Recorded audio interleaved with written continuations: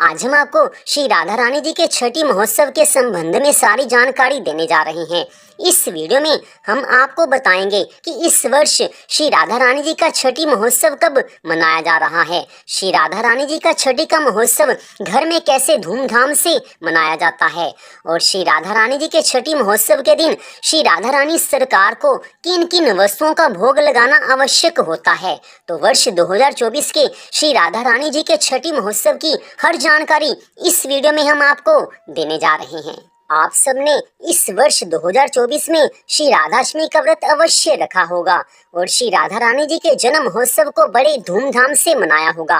तो अब यहाँ पर बात आती है कि श्री राधा रानी जी का छठी महोत्सव कैसे मनाते हैं। सबसे पहली बात यह है कि भगवान श्री कृष्ण जी के समय से छठी मनाने की परंपरा चली आ रही है। ठाकुर जी के समय से छठी महोत्सव मनाया जाता है। छठी माता पार्वती जी का ही एक अंश है, तो भगवान के समय से छठी महोत्सव मनाया जाता है।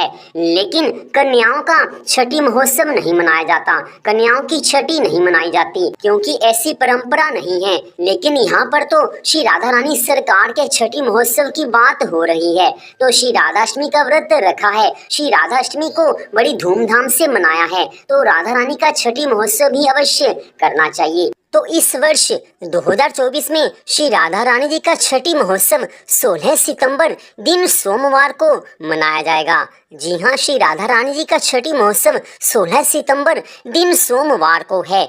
श्री राधाष्टमी का व्रत इस वर्ष 11 सितंबर दिन बुधवार को है और श्री राधा रानी जी के इस श्री राधाष्टमी व्रत से छठे दिन श्री राधा रानी जी का छठी महोत्सव मनाया जाता है। तो 11 सितंबर दिन बुधवार को श्री राधाष्टमी का व्रत रखा गया, तो व्रत से छठे दिन श्री राधा रानी जी का छठी महोत्सव 16 सितंबर दिन सोमवार को मनाया जाएगा।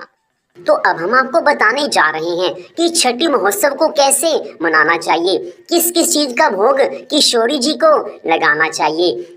तो श्री राधा रानी जी के छठी महोत्सव के दिन अर्थात 16 सितंबर दिन सोमवार को दोपहर 12 बजे आपने श्री राधा रानी जी का पूजन करना है।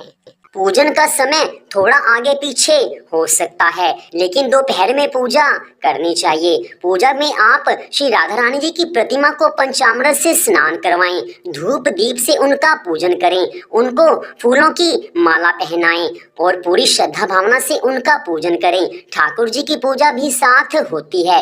लेकिन अगर आपके घर में राधा रानी जी की प्रतिमा नहीं है, श्री राधा रानी जी का विग्रह अर्थात उनकी मूर्ति नहीं है, तो आप श्री राधा रानी जी के चित्र का पूजन भी कर सकते हैं। लेकिन श्री राधा रानी जी के चित्र को आप तिलक लगाएं, ठाकुर जी के चित्र को आप तिलक लगाएं, उसके पश्चात उन्हें फूल माला पहनाएं।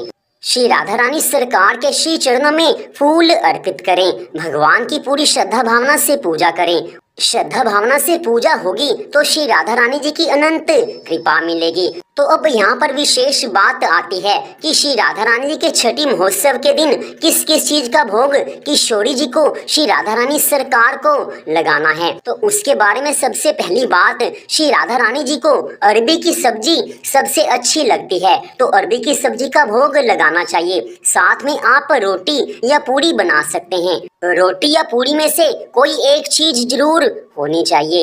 इसके बाद बात आती है कि आपने श्री राधा रानी जी को कढ़ी चावल का भोग भी लगाना है। वैसे ये भगवान श्री कृष्ण जी को प्रिय है, लेकिन छठी महोत्सव में कढ़ी चावल अवश्य होने चाहिए। अगली बात, श्री राधा रानी जी को मीठा पान प्रिय है, मीठे पान का भोग भी आपने लगाना है। तो अब बात आती है कि कौन सी मीठी वस्तु का भोग लगाएं। तो आप घर में खीर भी बना सकते हैं। अगर आप घर में खीर नहीं बना सकते तो आप बाजार से कोई मिठाई ले आइए, क्योंकि मिठाई का भोग या मीठी वस्तु का भोग जरूर लगाया जाता है। इसके बाद बात आती है कि श्री राधा रानी सरकार को आपने किसी न किसी फल का भोग अवश्य लगाना है, वो कोई भी फल हो सकता है। तो इस तरह से इन 7 चीजों का भोग आपने श्री राधा रानी जी को जरूर लगाना है। लेकिन अगर आप मीठा पान किसी कारण से नहीं लेकर आ सकते तो आप उसकी जगह पर किसी और मीठी वस्तु का भोग लगा दीजिए। तो इन 7 चीजों का भोग आपने श्री राधा रानी जी को अवश्य लगाना है। अगर इसके अलावा आप और कुछ भी चाहें तो वो सब कुछ आप भोग लगा सकते हैं। और यहाँ पर एक और बात, अगर अरबी की सब्जी आपके यहाँ पर नहीं मिलती, आप अरबी का भोग नहीं लगा सकते, तो किसी और सब्जी का भोग आप उसकी जगह पर लगा सकते हैं। तो 7 वस्तुओं का आपने भोग लगाना है, बाकी आप अपनी इच्छा के अनुसार और कुछ भी भोग लगा सकते हैं। तो श्री राधा रानी जी के छठी महोत्सव के दिन इन सब चीजों का भोग आप श्री राधा रानी सरकार को अवश्य लगाएं। मन की भावना होगी तो किशोरी जी की कृपा प्रकट होगी ही होगी। सब चीजों का भोग लगाकर उसके बाद आरती करनी चाहिए। तो इस तरह से श्री राधा रानी जी का छठी महोत्सव घर में मनाया जाता है। श्री राधा अष्टमी के दिन आपने व्रत रखा है, राधा रानी जी का जन्मदिन, जन्म महोत्सव मनाया है, तो वहीं से भक्ति की शुरुआत होती है। इस तरह से आगे श्री राधा रानी जी की भक्ति में आगे बढ़ा जा सकता है। भक्ति में आप आगे बढ़ेंगे तो श्री राधा रानी सरकार की कृपा अपने आप आएगी ही आएगी। आपके जीवन में अपने आप आपको मालूम होगा कि आपको सुख शांति आनंद मिलने लग जाएंगे, क्योंकि किशोरी जी की कृपा तो आती ही है। तो श्री राधा रानी जी के छठी महोत्सव के संबंध में सारी जानकारी आपको दे दी गई है कि राधा रानी सरकार की जय, श्री कृष्ण भगवान की जय, श्री राधा रानी छठी महोत्सव की जय। जय श्री राधे, जय जय श्री राधे, जय जय श्री राधे श्याम।